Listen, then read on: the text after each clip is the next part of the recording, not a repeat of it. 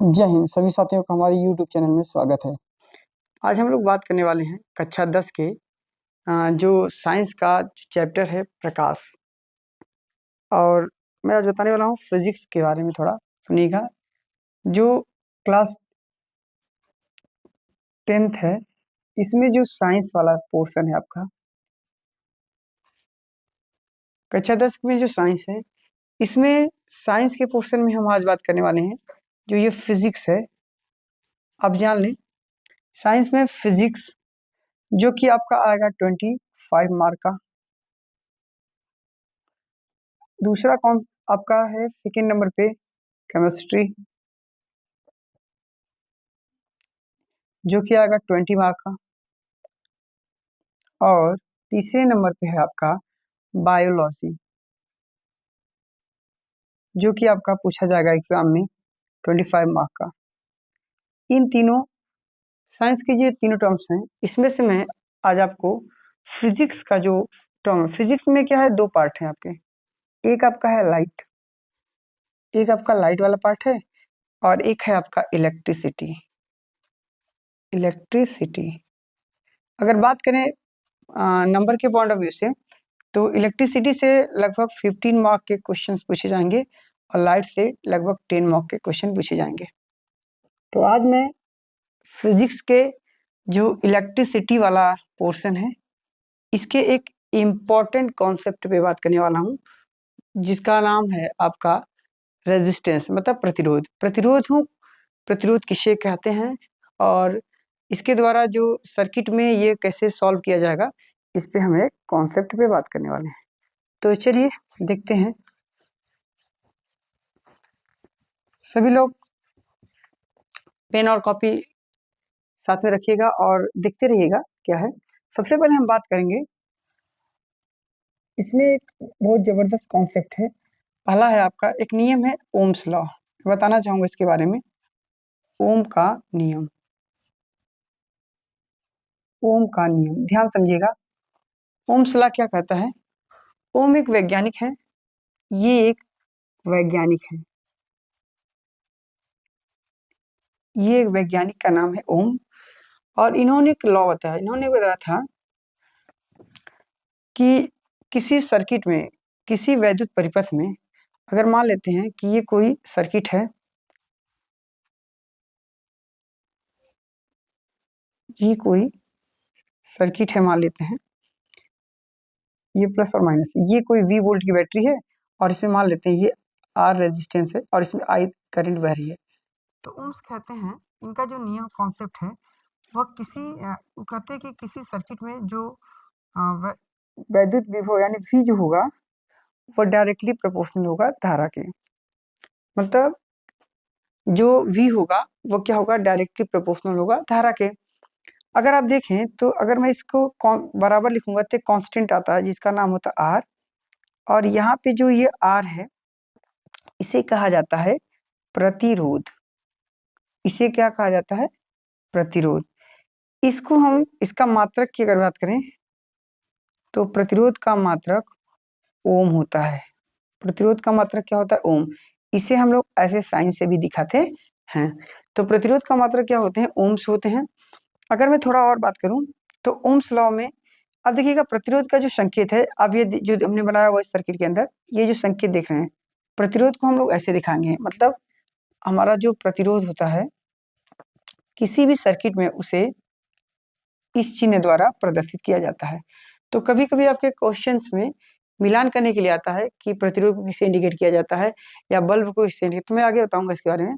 फिलहाल आज मैं एक इम्पॉर्टेंट कॉन्सेप्ट जो ओम्स लॉ है और किसी भी परिपथ में जो प्रतिरोधों का संयोजन होता है उसके बारे में बात करने वाले हैं। तो प्रतिरोधों का ये संकेत होता है और ये सूत्र है V बराबर IR जो कि ओम्स लॉ द्वारा बताया गया था। इसमें बताया गया है कि जो वोल्टेज होता है या विभव जिसको बोलते हैं, विभव क्या होगा, वो डायरेक्टली प्रोपोर्शनल होगा किसके? करंट के। यानी इसको हटाएंगे तो बराबर कांस्टेंट आएगा एक R जिसे बोला जाता है प्रतिरोध और इसका मात्रक होता है ओम और संकेत होता है ऐसे। और अगर मैं इसको सर्किट की बात करूं तो इसे ऐसे दिखाया गया होगा सर्किट के अंदर। अब हम बात करते हैं, थोड़ा सा मैं बात कर लेता हूँ कि ये प्रतिरोध क्या होता है।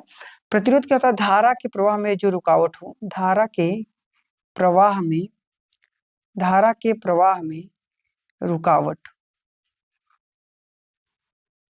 धारा के प्रवाह में जो रुकावट होता है उसे हम लोग प्रतिरोध कहते हैं। इसे हम लोग क्या बोलते हैं भाई? प्रतिरोध कहा जाता है, ठीक ना।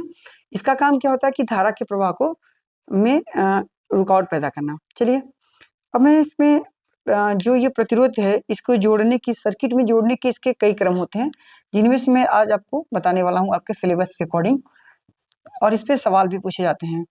तो आप ध्यान दीजिएगा, प्रतिरोधों का जो संयोजन होता है, प्रतिरोधों का संयोजन,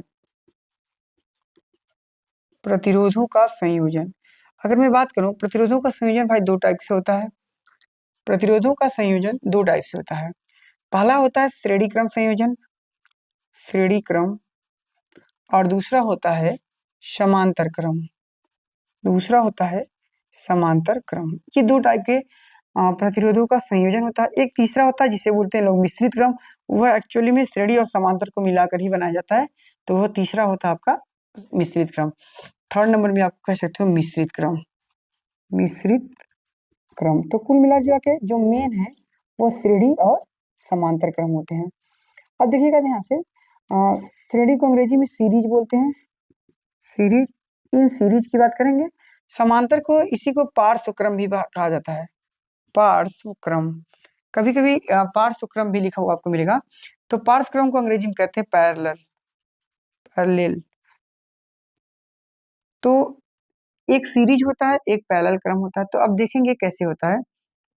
जैसे मान लेते हैं कि माना तीन मतलब प्रतिरोध आपको दिए गए हैं, तीन प्रतिरोध हैं, तीन प्रतिरोध हैं आपके पास। ये है आपका फर्स्ट प्रतिरोध R1, ये है आपका सेकेंड प्रतिरोध R2, और ये है आपका थर्ड प्रतिरोध R3। ये तीन प्रतिरोध आपको दिए गए हैं और कहा जाता है आपसे कि इसे सबसे पहले श्रेणी क्रम में जोड़ो। तो देखिएगा, ध्यान रखिएगा, सभी प्रतिरोधों के कितने सिरे होंगे भाई? दो। मान लेते हैं ये सिरा A है और ये B है। हर एक प्रतिरोध के कितने सिरे होंगे भाई? दो। हर एक प्रतिरोध के कितने सिरे होंगे? दो। तो श्रेणी क्रम में जो प्रतिरोधों का जोड़ने का जो क्रम होगा वो ये होगा कि जो पहला प्रतिरोध होगा उसका जो दूसरा सिरा होगा वो दूसरे प्रतिरोध के पहले सिरे से जोड़ा जाएगा। मतलब ये रहा हमारा पहला प्रतिरोध, ठीक। ये पहला प्रतिरोध R1 है।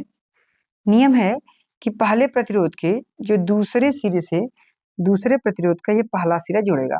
तो यहाँ पे ये जोड़ दीजिए भाई, ऐसे ये जोड़ दिया गया, ठीक है। ये है आपका R2।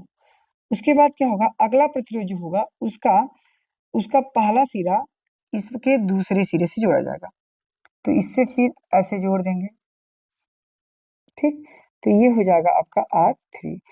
तो ऐसे ही तीन की जगह 30 हो, 50 हो, 100 हो, कितने भी हो, सभी को जोड़ने का ऐसे करना। अगर ऐसे आप जोड़ रहे हो, प्रत्येक का जो पहला सिरा है वो अंतिम के दूसरे सिरे से जुड़ा होगा, ठीक ना। तो इस तरह का जो संयोजन होता है उसे हम बोलते हैं श्रेणी क्रम संयोजन। और इसमें पहले प्रतिरोध का जो पहला सिरा होगा वो बैटरी के पॉजिटिव टर्मिनल से, और दूसरे प्रतिरोध का जो दूसरा सिरा होगा वो बैटरी के निगेटिव टर्मिनल से जोड़ा जाएगा। और यहाँ पे हमने एक कुंजी ले लिया हुआ है K। तो ये एक समायोजन है। इस तरह का जो समायोजन होता है उसे हम लोग बोलते हैं श्रेणी क्रम का समायोजन। आज मैं श्रेणी क्रम और समांतर क्रम दोनों क्रमों पे बात करूंगा। अब देखिएगा, मान लिया कि यहाँ पे जो ये बैटरी या सेल वगैरह जो भी ली है, इसका वोल्टेज मतलब V वोल्ट की बैटरी है। अब इसमें करंट कुछ देगी, मान लेते हैं कि I करंट ये बह रही, ये करंट ऐसे हुए जाएगी तो R1 में I बहेगी और फिर आगे बढ़ेगी, R2 में भी I बहेगी और R3 में भी I बहती हुई यहाँ पे माइनस टर्मिनल पे वो आ जाएगी। यानी कि श्रेणी क्रम में आपको ध्यान क्या रखना है कि श्रेणी क्रम में इसमें क्या होता है कि जो धारा I होता है ये कांस्टेंट होता है। धारा I क्या होता है भाई? कांस्टेंट। तो याद रखेंगे श्रेणी क्रम संयोजन में जो धारा होता है वो कांस्टेंट होता है। चलिए, लेकिन जो विभव होगा वह अलग अलग लगेगा। मान लीजिए V वोल्ट की बैटरी है तो इस पहले वाले पे जो विभव लग रहा है मान लेते हैं V1 लग रहा है, दूसरे वाले पे विभव V2 लग रहा है, और तीसरे वाले पे जो विभव काम कर रहा है वो V3 कर रहा है। मतलब ये भी विभव अलग अलग तीनों भागों में बट कर, यानी ये मैं कह सकता हूँ कि V बराबर V1 plus V2 plus V3, क्योंकि अगर हम दोबारा से इनको जोड़ेंगे तो V के बराबर आ जाएंगे। इक्वेशन नंबर फर्स्ट है।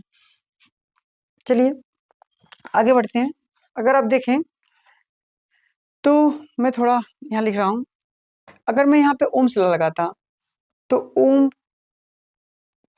के नियम से, ओम के नियम कहता कि V बराबर होता IR। तो अगर मैं